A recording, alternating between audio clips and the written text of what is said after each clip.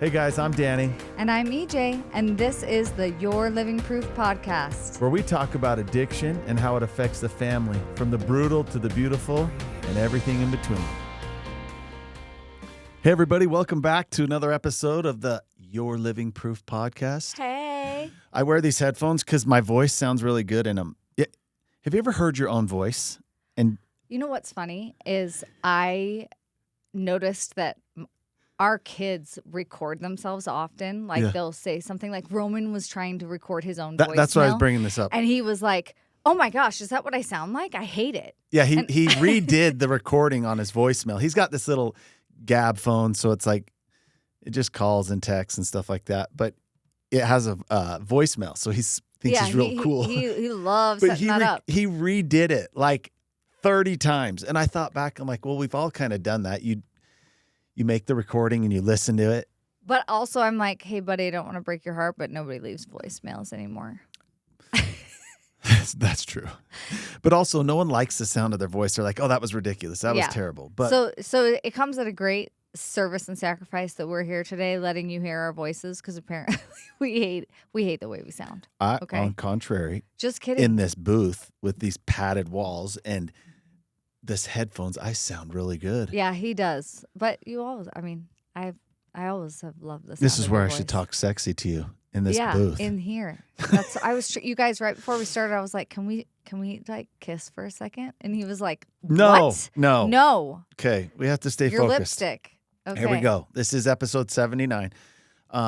Last week was awesome. Last week, so Let me say this. okay. Yes, last week was Danny's sobriety birthday. May 1st was his sobriety birthday. 17 years of recovery. And it's my favorite day of the whole entire year. Oh, It that's is. really nice. It is. And we had our last week's episode was all about like Danny's lessons learned in the last 17 years and how he accomplished this great feat. But I would say I got to spend the day with him, and it was such a pleasure to watch him receive all these phone calls from people whose lives he's changed, who were a part of his life when he was piecing it back together, that are just so grateful that he's alive and doing so well. Like, it was just such a fun day, right? It is. And I'll never deny the fact that I did a lot of hard work. I committed to doing certain things, but there were people in my life that learned how to set real hard boundaries. Yeah. That did some very difficult, scary things to actually get me into a process where this got started. So, yes, it's a day to be proud, but it's also a day of gratitude for so many people who were willing to do difficult things to help me get this started. So, No doubt. I wrote something down that I wanted to share, because often I have these thoughts and then I don't convey them exactly the way I want, because I have attention deficit disorder Which is a superpower. in some ways. It is. But I wrote something down. Please let me share. Every family with an addict is impacted by the addiction. Everyone adopts coping strategies to deal with the chaos and stress of living with an addict. Many of these coping strategies have lasting negative effects. In fact, if unaddressed, these family dynamics persist even when the addict gets sober, they die, or they leave the family, and they are often passed down generationally. That is why I hate addiction the most. Not just because of what it does to a person, but what it does to the whole family. Wow. I don't know when you wrote that, but that is so accurate. Beautiful. I did. Sometimes my brain slows down a little bit. It's rare, but when it does, I tried to really capture like what I hope to do and what I hope our program and platform can provide is helping people, because addiction it's the worst fatal illness on the planet. There's millions of people dying from it. There's millions of people living on the streets because of it. But the much bigger part of it, the much more tragic part of it, is what it does to everyone else around them. Yeah. So, Well, and I have to say, I overheard part of the support group call that Danny was facilitating yesterday. It's a really small group, and they get into it. They get really close really fast. And Danny said something that I heard as I was walking by, and I like stopped and wrote it down because it was so profound to me, and I thought I would share it, and it goes along great with what you just said. Actually, he said, there's something that is worse than someone dying from their addiction.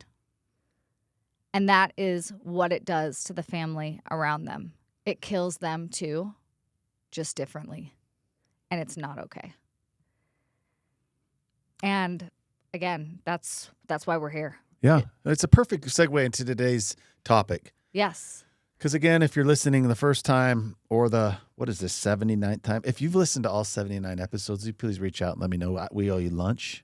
Yeah, no. That would be awesome. We'll We'll like to send you you a a hat. hat. Some stickers, anything. A hoodie. But I'm sure there's no one who could tolerate listening to us that many times. So if you're new to this, we are here to support you.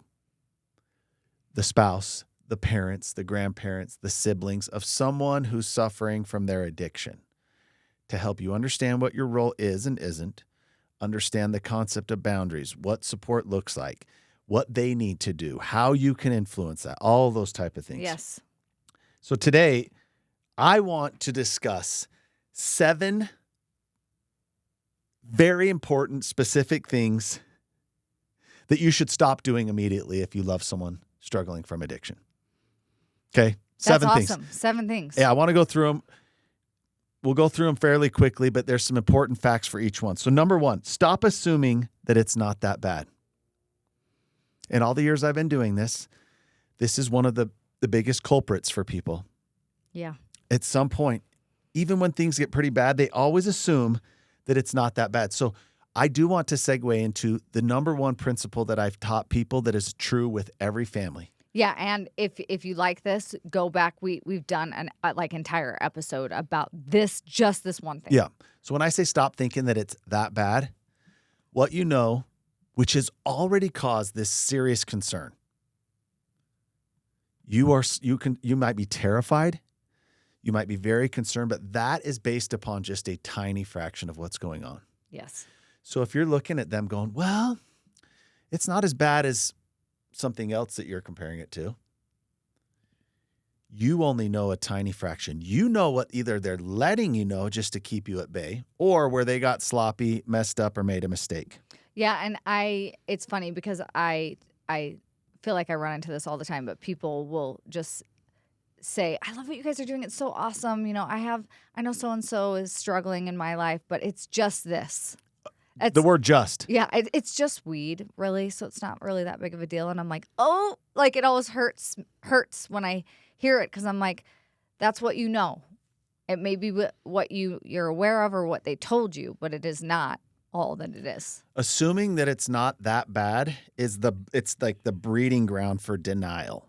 Yeah. And denial is one of the 3 blocks that we address in our program that just stops a family from taking action. It like neutralizes their ability to help. Yeah. If Awesome. you have reason to be concerned, you know, everyone hates when they hear someone, well, I don't know, maybe some people do, I do, when people are like, I promise you this, because you don't even know, like, how can I promise something? This is the one thing I'm willing to put myself out there and say that I promise. It's way worse than you already know. So if you're assuming, well, it's bad, but it's not as bad, oh, it is bad. Yeah. And there is so much more going on than you know. Plus, if you're assuming that it's not that bad, you're comparing things that are terrible. So don't do that. Number 2, stop making excuses. Love it. This most often in the form of what? Blame, for sure. There is. I mean, your loved one has endless excuses. You've heard them all. But so do you. The thing about blame is this: you could be right. I think that's the hardest part. That is. There could be a very specific event or person that caused harm in your loved one's life that projected them into this situation. Mm-hmm. Something really real and tangible that you could put a finger on and say, that happened, and that's why this is the case now. So when we're making excuses, again, which manifests in blame, then it still neutralizes us. It almost just like impedes a person's ability to do difficult things, to take some action. Well, you know what I think happens a lot too, and I can say this because I'm a parent. You blame yourself. You're like, no, I know that something that I did impacted this person. And that is such a scary, hard, vulnerable, difficult place to be. And it causes you to reel in a way that you sit in that space. Instead of doing something to help, you're just like, well, yeah, well, we did do that. I mean, that's right. That did. We're responsible for that. And it causes you to just kind of sit in this excuse space where you're like, yeah, happened. It is. The thing about blame is you could be right. The thing about the excuses to why they're doing this could be valid. And every good parent and spouse that I've worked with, they do blame themselves. And some of them blame themselves just because they didn't act sooner or do something, and now their whole family's in this terrible situation. Or they make an excuse for their spouse for a long time, and they blame themselves that they didn't do something, like I said earlier, or maybe they added to or contributed to the problem. And maybe they are guilty of something. Maybe they did something. Yeah. It could even be something serious, like you had an affair, and because of that, your spouse went down this path. Yeah. Now, I know that's an extreme situation, but even in that extreme situation, you can see that when you make excuses because of something or you blame it on something, nothing happens. Well, it takes away like your ability to move forward because you're taking it outside of yourself, and then it's just like you don't take action because it's like, well, it is what it is. Yep. And it's paralyzing. So if they're self-medicating with alcohol, prescription drugs, pornography, or a combination of all the above, you could always have an excuse. It could be something like they had a stressful job, or they were bullied at school, or they were in a terrible relationship. Excuses like, oh, it's just because of COVID did this, or we hauled them off to wilderness camp and it screwed them up. Yeah. So listen, excuses, I understand they're justified, and they could manifest in blame, that you could be right, but you have to move past it. Just please stop making excuses for behavior that's going to end up taking the life of someone you love. And if you don't believe it's life-threatening yet, talk to someone who's in there. It always ends up that way for everybody. Yeah. Okay. Number 3. Number 3 is stop comparing. This one is so common. And it's so hard. It's so hard. Because we all have people around us that are in a worse off scenario than we are. The families that I work with who are educated, somewhat successful, they've done hard things in life. They're just awesome people. Yeah. They actually struggle the hardest when it comes to this comparison thing. Because you're looking at your loved one and you always see them with what are those lenses, like the rose-colored? Yeah, rose-colored glasses. Yeah, rose-colored glasses, which she often says that I have about her, and that's just ridiculous because I can see clearly and she's beautiful. Right. Mm-hmm. But when we see our loved one with these what's the word? Rose-colored glasses. Yes, thank you. Well, of course, then we're comparing them to other people. And we live in a society, I'm sorry to tell you right now, where there's a lot of people, like maybe years ago, it used to just be like there was a very small percentage of people who became these real terrible, pathetic looking like meth addicts that you see on the news that are missing teeth and stuff. Well, there's a lot of them now. Yeah. It's everywhere. Go to the city where you live and they're living on the streets. So now what we're comparing ourselves to is all around us. Yep. And you're comparing yourself to terrible things. Yeah. And even within that, like I think people will be like, well, it's just a pornography addiction that's gotten really intense, but it's just that. Yeah, that word just again. Yeah. Yeah, you're just using that. Well, just. And I know people that have, a pornography addiction and an alcohol problem and a problem. So, it's not that bad. And it's like, again, that thought just takes your power away from actually taking action before things could get worse. And they all tie together. They all like intertwine together, because when you're sitting there saying you're comparing it, that, oh, they're just doing this and it's not as bad as that, or they're just doing this, so they're not like those people that go to rehab. Again, it goes back to the very beginning. It's intertwined with, you just know a little bit. Right. So don't think that it's not that bad. It's the same thing almost as comparing. It is that bad. The only reason that someone intelligent like you is now terrified or deeply concerned is because you caught just a fraction of what's going on. Yeah. I always love going back to that one. But there will always be people worse off to compare yourself to. Always. And even if your loved one goes to treatment, let's say, here's a typical case. They're smoking marijuana all the time. They're kind of doing edibles, which are these new chewy marijuana pills.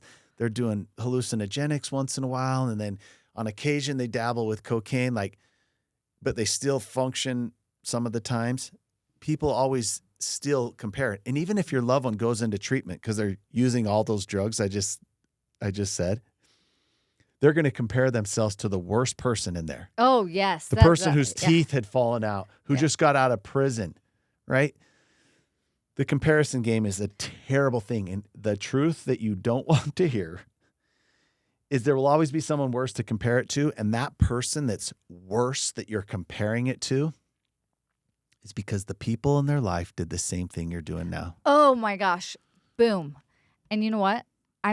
We're in the flow right now, babe. It's called the flow. But I was just thinking as you were talking, if you go back to last week's episode, Danny talks a lot about the fact that there was a bridge that he crossed over that went from being a really high functioning addict that was using recklessly to being homeless.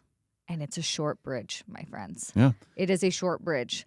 But families, if you're the family and you're listening, like, what do I have to do with that? Like, what influence do I have? Or how do I even, what part is mine in that?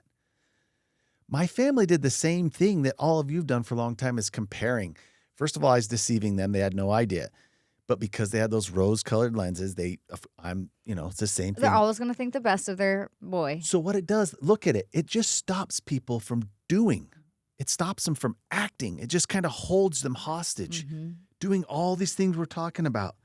They're comparing. They're making excuses for. They're assuming that it's not that bad. That's what happens, and it stops somebody. So when you talked about the bridge that I crossed over, yeah, the advantage of when it crosses over, well, usually it involves like serious health challenges. Usually, well, it's undeniable. Yeah, there's like criminal charges involved. Like wreckage is terrible. You're homeless. But now, the comparison game's at least over for your family. So don't wait till it gets to that point. Yeah. Don't think that they have to get to that point. Stop comparing. Okay, what number are we on now? 4. Number 4. Stop keeping secrets. You know, we've drilled this one in. Our secrets keep us sick. Your loved one has plenty of secrets. But you have secrets. I don't even know if I have worked with a family where, let's say mom and dad are both aware of what's going on. They're both looking at the situation differently, right? Yep. They have a different reaction, and that's okay. Everybody does. I met a couple once, and I may have shared this before, but it was something I'll never forget. I walked in and met with a mom and dad, and the dad comes up and he's like, "Hello, my name's Justice. This is Mercy." Like they had identified the roles that they were already taking. But even in these awesome relationships, they keep secrets. Yeah. Now, let's say it's your spouse. You're keeping that secret about your loved one, your spouse that's a raging alcoholic and they're abusive or they're off doing drugs. Who knows what the case is? But you're keeping secrets about them from your own parents, from your own siblings, and from their family. And why is that, though? That's the part that's so heartbreaking to me. There's lots of reasons. Why? I don't know, because no one understands. They don't understand. First, it's like they hope that this is going to go away, Mm-hmm. right? They hope this is going to go away, so they just keep it a secret. And then they get shameful, and they don't want to tell people because how are they going to respond? And are they going to look badly at them? And are they going to be 100%. There's a lot of reasons. And I can't tell you how many women feel so unsupported because the best advice that they get is, "Well, just leave. We'll just leave." Like it's so super simple and clean. Just leave. In our spouses group the other day, that was shared like by 3 different people. It's really so hard. isolating because then you don't want to share it with anyone because you're like, you don't understand what I am facing. Ooh, and you know what? That reminds me. Next week, you're going to get to hear from Yes, yes. one of these women, one of these spouses that was, dealing with their spouse and addiction. You're going to hear about that specific thing. So Yeah, stay she's tuned for coming to that. the studio. So last thing I want to say on secrets. Keeping secrets is as much as enabling as giving them money that they go and use for drugs. Did you hear that?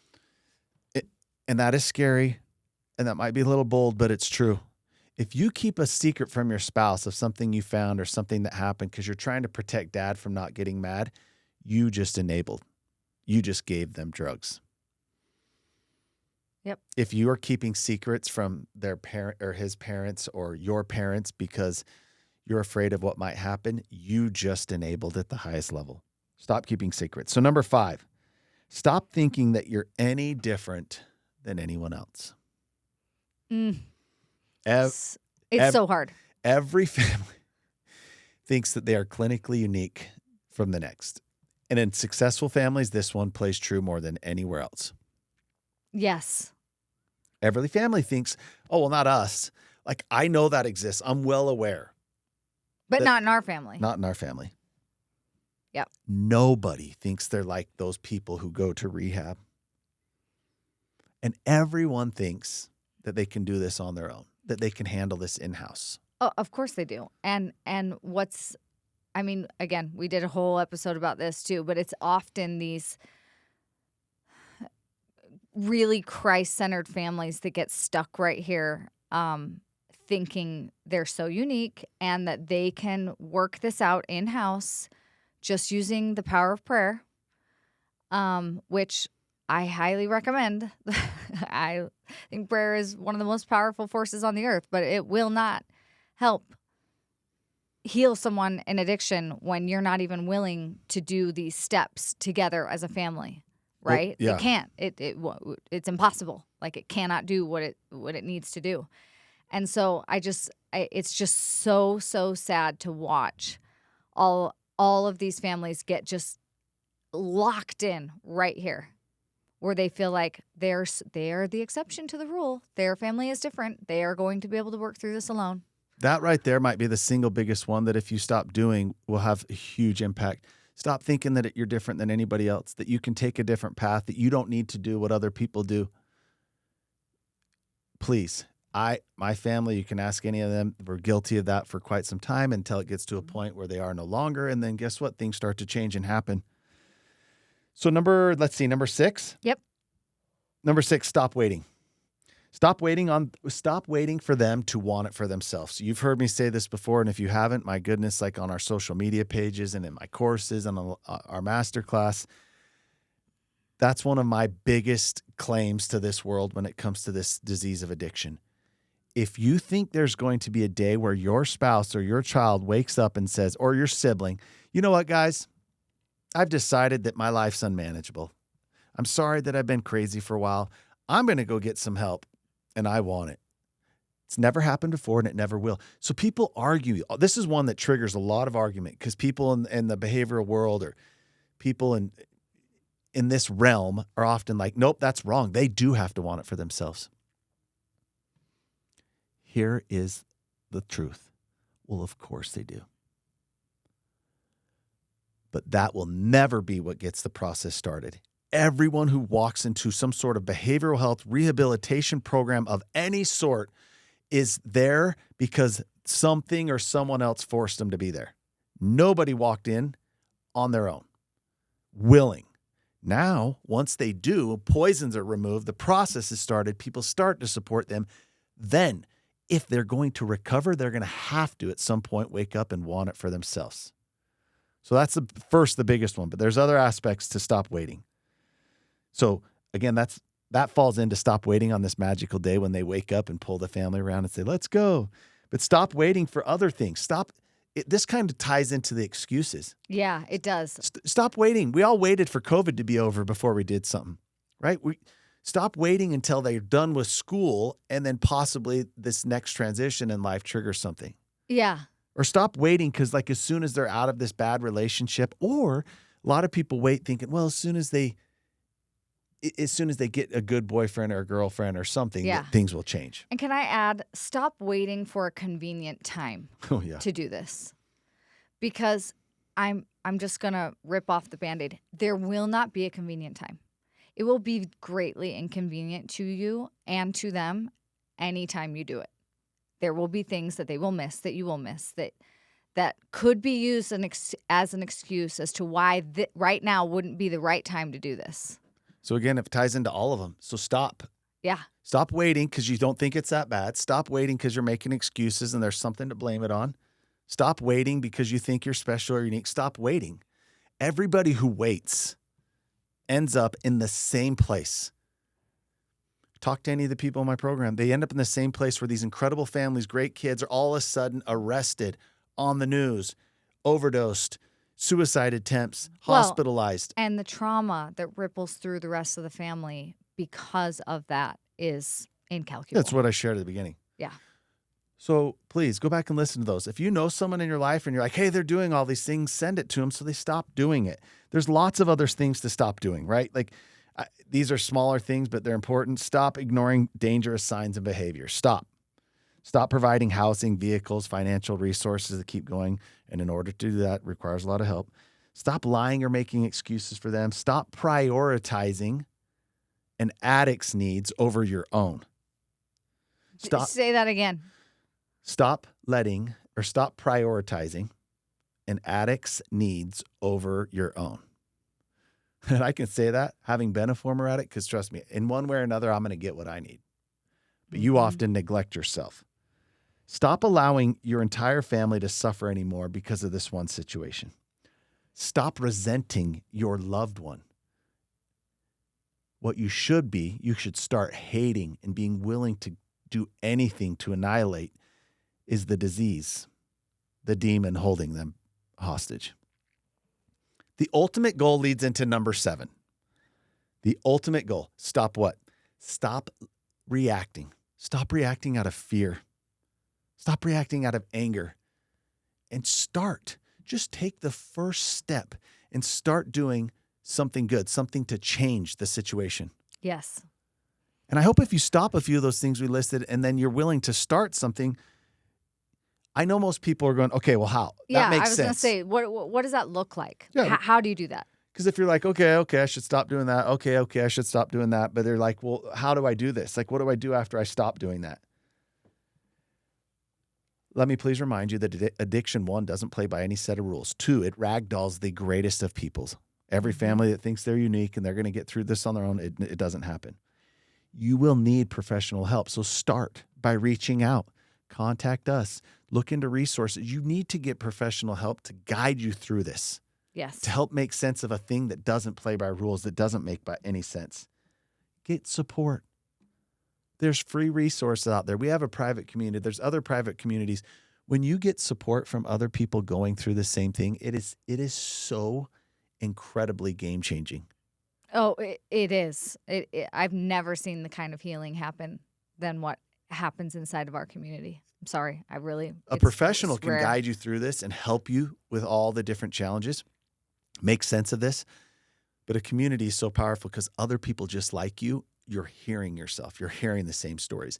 People are saying, I know exactly where I was there. This is what we did. Mm-hmm. But there's a big hurdle. There's a big hurdle to do these things, to reaching out. And none of us want to ask for help. No. Even great people. And second of all, we don't want a community. That's scary. There's the elephant in the room is, if I go there, I'm going to have to admit people will find out I love and has a problem. Yep.